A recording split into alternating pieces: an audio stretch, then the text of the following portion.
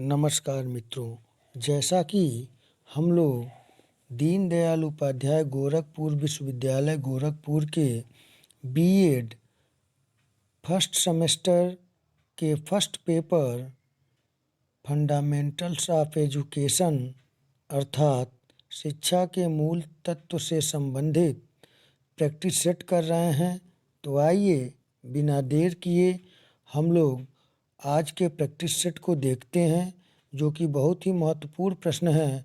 ये प्रश्न परीक्षा में अन्य विश्वविद्यालयों के सीबीसीएस मोड के अंतर्गत इन टर्म एग्जामिनेशन में पूछे गए हैं और आप लोगों का मिड टर्म और इन टर्म एक ही साथ हो रहा है।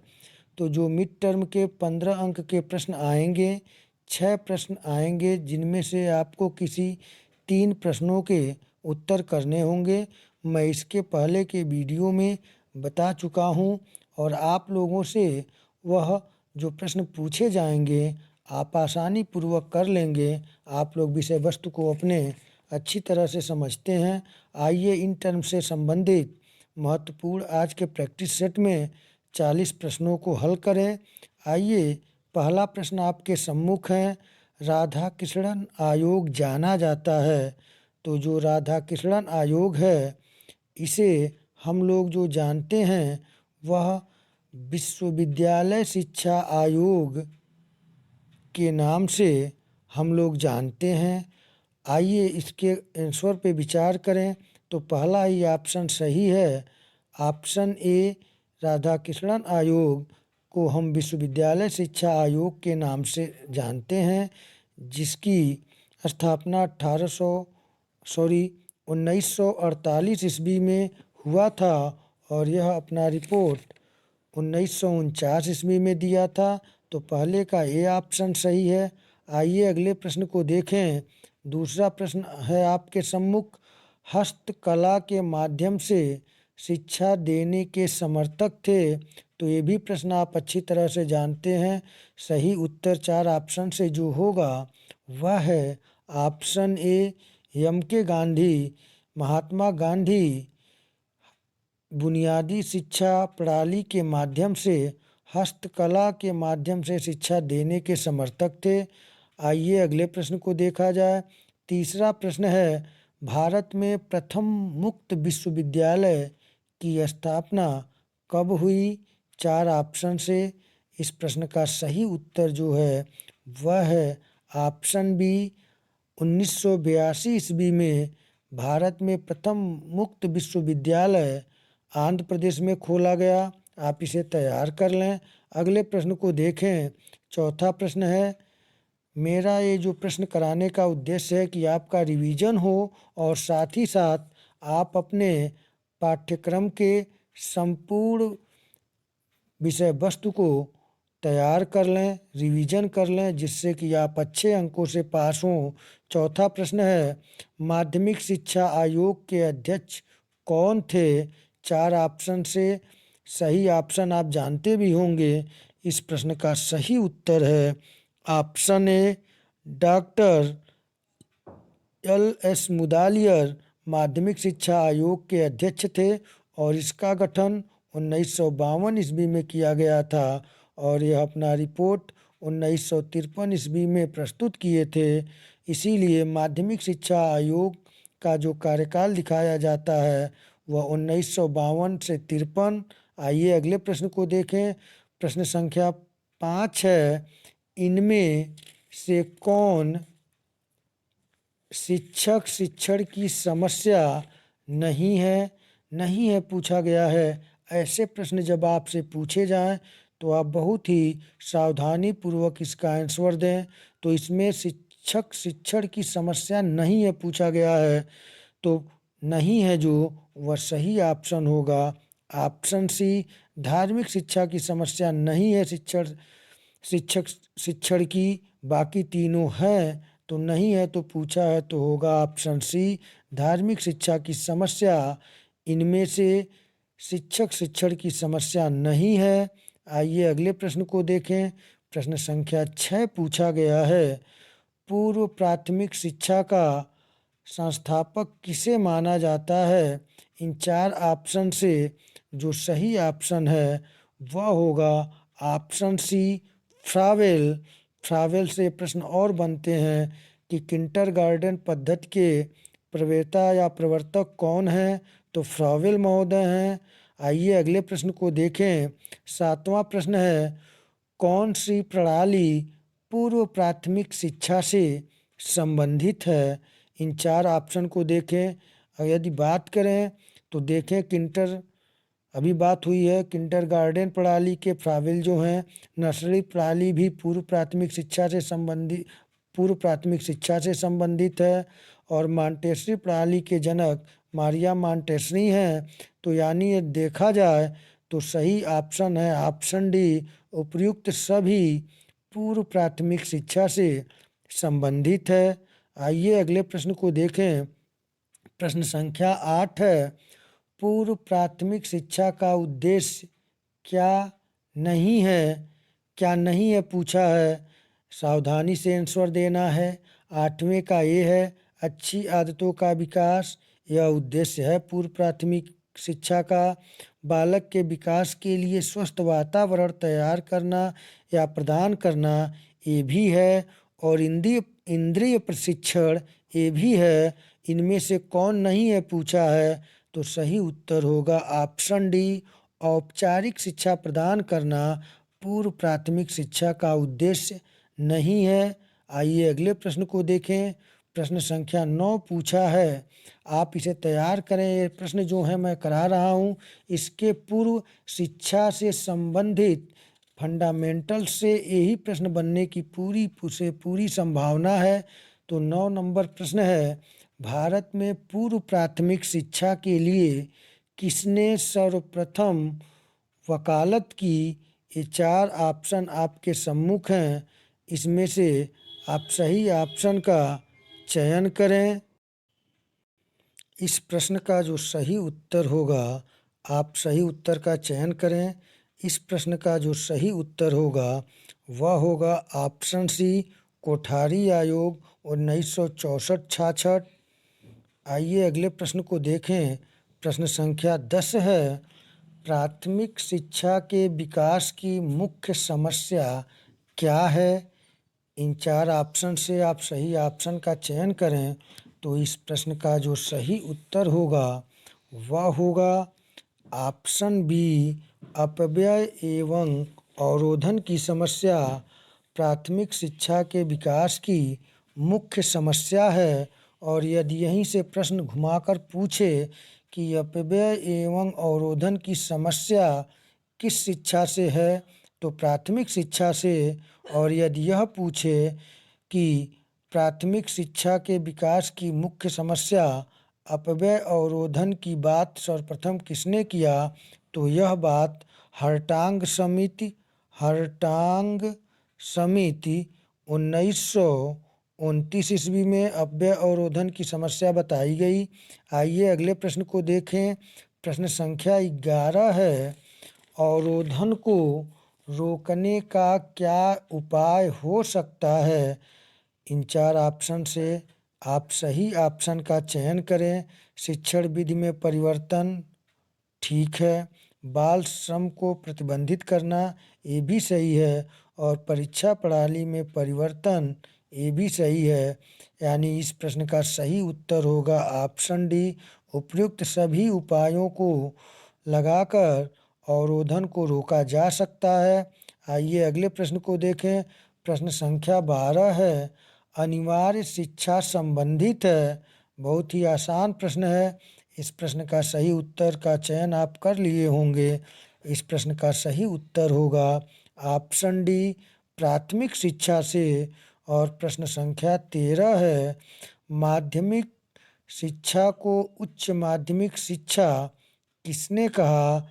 इस प्रश्न का जो सही उत्तर है वह होगा ऑप्शन डी, विश्वविद्यालय शिक्षा आयोग 1948-49 ने। आइए अगले प्रश्न को देखें। प्रश्न संख्या 14 पूछा गया है आपसे, सर्व शिक्षा अभियान किस आयु वर्ग के छात्रों से संबंधित हैं। तो आप सभी जानते हैं इस प्रश्न का सही उत्तर है ऑप्शन ए 6 से 14 वर्ष के बच्चे। सर्व शिक्षा अभियान प्रारंभ किया गया था कि 6 से 14 वर्ष के बच्चे को आवश्यक रूप से शिक्षा प्रदान किया जाए। आइए अगले प्रश्न को देखें। अगला प्रश्न प्रश्न संख्या 15 है कि कौन निम्न में से कौन मुक्त विश्वविद्यालय की विशेषता है। तो इस प्रश्न का सही उत्तर होगा ऑप्शन डी उपर्युक्त सभी। 16 नंबर प्रश्न को देखा जाए। 16 नंबर प्रश्न है निम्न में से कौन उच्च शिक्षा की समस्या नहीं है जो। तो यहाँ पे उद्देश्यहीनता की समस्या, अनुशासन की समस्या, पाठ्यक्रम के अप्रभावशीलता की समस्या, तीन भाषा के अध्ययन की समस्या। तो जो समस्या नहीं है वह यहाँ पर पूछा गया है। तो इसका सही उत्तर जो होगा वह होगा यहाँ पे ऑप्शन बी अनुशासन की समस्या। क्योंकि अनुशासन की जो समस्या है यह प्राथमिक स्तर से शुरू है कि अनुशासित छात्रों का विकास नहीं किया जा रहा है, जिसका परिणाम है कि उच्च शिक्षा तक पहुंच रहा है। अगर उच्च शिक्षा डायरेक्ट इसके जिम्मेदार नहीं है तो इसका सही उत्तर होगा ऑप्शन बी। आइए अगले प्रश्न को देखें। प्रश्न संख्या 17 पूछा गया था कि MHRD का निर्माण कब हुआ। मानव विकास संसाधन विकास मंत्रालय, मानव विकास एवं संसाधन मंत्रालय की बात हो रही है। तो यहाँ पे सही उत्तर होगा ऑप्शन ए 26 सितंबर 1985 को MHRD का निर्माण हुआ था। आइए अगले प्रश्न को देखें। प्रश्न संख्या 18 है उस व्यक्ति को चिन्हित कीजिए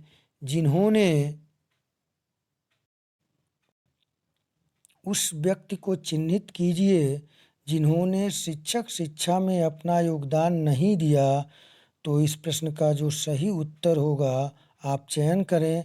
इस प्रश्न का सही उत्तर होगा option C Lord Curzon.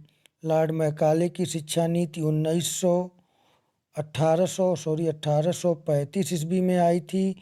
Would का घोषणा पत्र 1854 ईस्वी में। और यदि लॉर्ड कर्जन की बात करें तो डायरेक्टली ये इन्वॉल्व शिक्षा से नहीं थे, जबकि इन्होंने शिक्षा का एक विश्वविद्यालय आयोग का गठन किया था 1904 ईस्वी में, लेकिन ये डायरेक्टली शिक्षा से संबंधित नहीं थे। जबकि विलियम हंटर का जो संबंध है, इन्होंने विलियम हंटर यानी हंटर आयोग जो आया था 1882 में, तो ये भी डायरेक्ट शिक्षा से संबंधित थे। तो यहाँ पे ऑप्शन सी होगा। आइए अगले प्रश्न को देखें। प्रश्न संख्या 19 पूछा गया है आपसे। देख लें कि शिक्षक प्रशिक्षण संस्था है। तो इस प्रश्न का सही उत्तर होगा option B NCTE national council for teacher education शिक्षक प्रशिक्षण संस्था है। आइए अगले प्रश्न को देखा जाए। प्रश्न संख्या 20 है नॉर्मल स्कूल प्रशिक्षण प्रदान करते हैं। तो इसका सही उत्तर आप चयन करें। इस प्रश्न का सही उत्तर होगा ऑप्शन सी ए और बी दोनों नॉर्मल स्कूल प्रशिक्षण प्रदान करते थे, प्री प्राइमरी शिक्षक और प्राइमरी शिक्षक। तो सी ऑप्शन सही होगा। प्रश्न संख्या 21 है UGC का प्रथम अध्यक्ष कौन था। यूनिवर्सिटी ग्रांट कमीशन का प्रथम अध्यक्ष कौन था। विश्वविद्यालय अनुदान आयोग का प्रथम अध्यक्ष कौन था। तो इसका सही उत्तर है option C doctor Shanti Swarup Bhatnagar. प्रश्न संख्या 22 है जिला प्राथमिक शिक्षा योजना का प्रारंभ कब हुआ। इस प्रश्न का सही उत्तर का चयन करें। इस प्रश्न का सही उत्तर होगा ऑप्शन ए 1994 ईस्वी में। अगले प्रश्न को देखें। प्रश्न संख्या 23 है कि बहुउद्देशीय विद्यालय का सुझाव दिया था। तो इस प्रश्न का जो सही उत्तर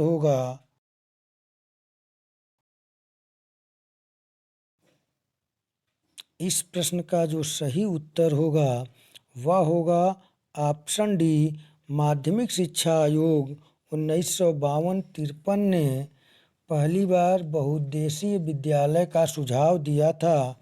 आइए अगले प्रश्न को देखें। प्रश्न संख्या 24 है, नवोदय विद्यालय शिक्षा प्रदान करता है। तो इस प्रश्न का सही उत्तर आप चयन करें। इस प्रश्न का सही उत्तर होगा ऑप्शन ए, नवोदय विद्यालय शिक्षा प्रदान करता है 6 से 12 तक। और नवोदय विद्यालय की स्थापना किसके सुझाव पर किया गया? तो NEP 1986 के सुझाव पर नवोदय विद्यालय प्रारंभ किया गया था, जो कक्षा 6 से 12 तक शिक्षा प्रदान करता है। आइए अगले प्रश्न को देखें। प्रश्न संख्या 25 है, ऑपरेशन ब्लैक बोर्ड संबंधित है। इन 4 ऑप्शन से आप सही ऑप्शन का चयन करें। इस प्रश्न का सही उत्तर होगा ऑप्शन ए, प्राथमिक विद्यालय में न्यूनतम सुविधा प्रदान करना। आइए अगले प्रश्न को देखें। प्रश्न संख्या 26 जो है करेंट शिक्षा नीति से संबंधित है। NEP 2020 ड्राफ्टिंग समिति के अध्यक्ष कौन थे? इन 4 ऑप्शन से आप सही ऑप्शन का चयन करें। तो इस प्रश्न का सही उत्तर होगा ऑप्शन ए, डॉक्टर के कस्तूरीरंगन राष्ट्रीय शिक्षा नीति 2020 के ड्राफ्टिंग समिति के अध्यक्ष थे। आइए अगले प्रश्न को प्रश्न संख्या 27 को देखें। प्रश्न संख्या 27 है, निम्न में से कौन उच्च शिक्षा का दोष नहीं है? तो यहाँ पर 4 ऑप्शन से नहीं पूछा था। तो यहाँ पे हम देखें, शिक्षा बालकों के समरस विकास को प्रभावित नहीं कर रही है।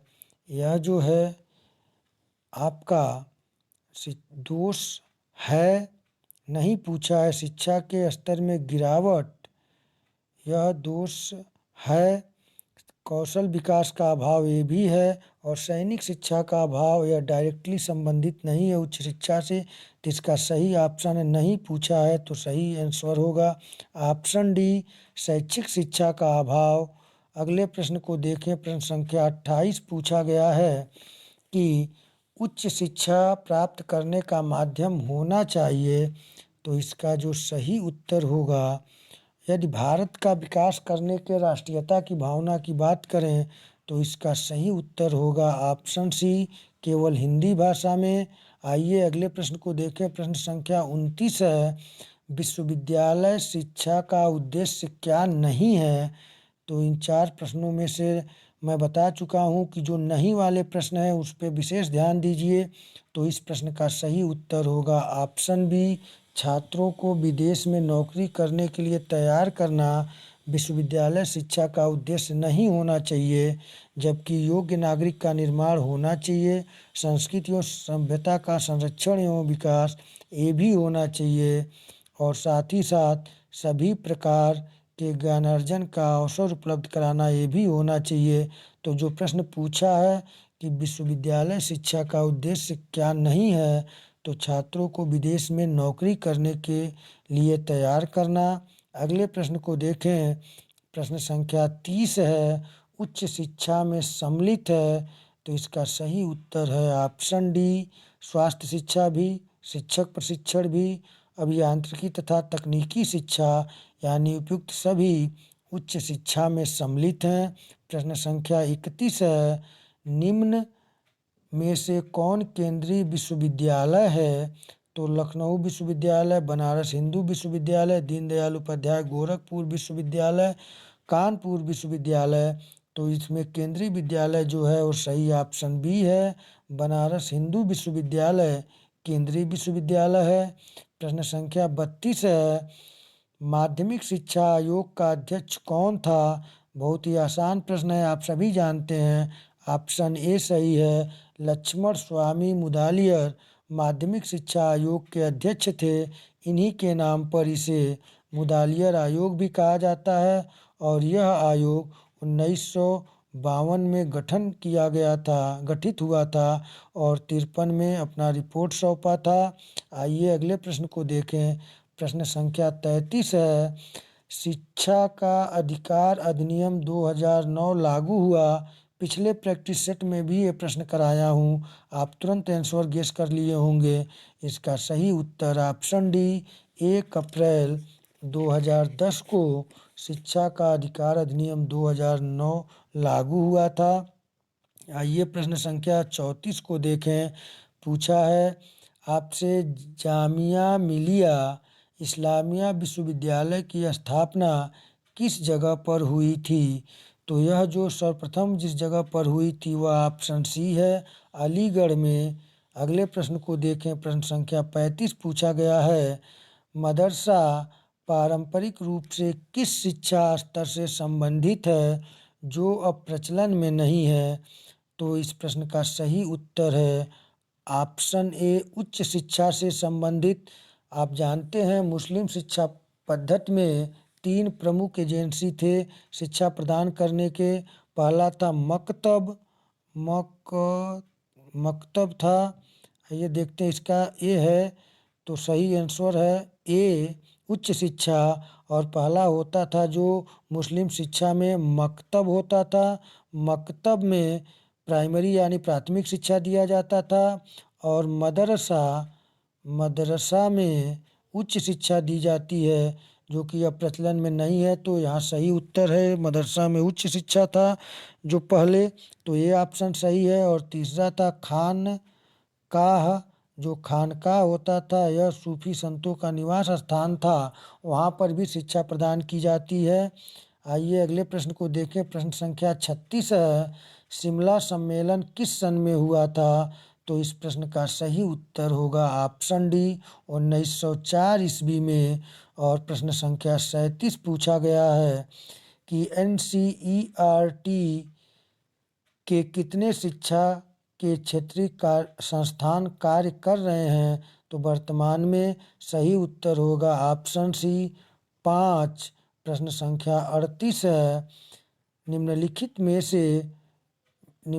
में से कौन संस्थान उच्च शिक्षा के लिए मानक तय करती है? तो इसका सही उत्तर होगा दिए गए ऑप्शन से आप चयन करें। आप समझ भी गए होंगे आंसर। सही उत्तर होगा ऑप्शन डी, UGC। प्रश्न संख्या 39 है, DIET डाइट का उद्देश्य है, आप सभी जानते हैं। इसका सही उत्तर होगा ऑप्शन बी, प्राथमिक शिक्षा को सुगम बनाना। और अंतिम प्रश्न आज का प्रैक्टिस सेट का है, 40 नंबर प्रश्न है, NIOS की स्थापना निम्नलिखित में से किससे प्रेरित थी? तो इसका सही उत्तर है ऑप्शन ए, NEP 1986 से। तो मित्रों, इस प्रकार आज के प्रैक्टिस सेट में हम लोग 40 महत्वपूर्ण प्रश्नों को देखें। इसके बाद हम लोग सेकंड पेपर से संबंधित महत्वपूर्ण प्रैक्टिस सेटों को हल करेंगे। तो आप लोग अपने पाठ्य वस्तु को, अपने पाठ्यक्रम को अच्छी तरीके से तैयार कर लें, जिससे कि आप अच्छे अंकों से परीक्षा में उत्तीर्ण हों। आप लोगों को बहुत ढेर सारी शुभकामनाएं परीक्षा के लिए। आप अपनी तैयारी अच्छी तरीके से करें और आगे जीवन में आप सफलता प्राप्त करें। इसी शुभकामनाओं के साथ आज इतना ही। नमस्कार।